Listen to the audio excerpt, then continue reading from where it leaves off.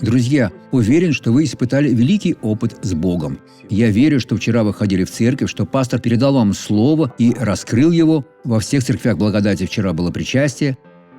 Послушайте слово царя Давида из Псалма 102, обращенное к вам. Он показал пути свои Моисею, сынам Израилевым дела свои.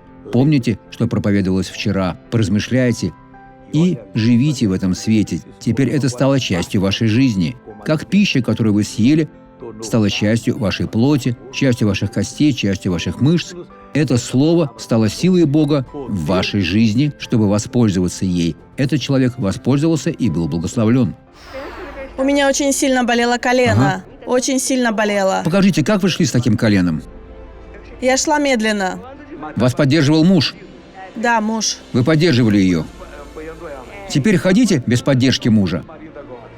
Идите, идите, идите. Бог вас сейчас освобождает. Ступайте твердо, ступайте твердо, ступайте твердо. Слава Богу.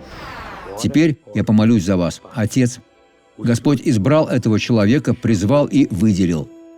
Теперь Господь хочет ответить ему, Отец. Как Господь показал свои пути Моисею, Господь показывает и ему.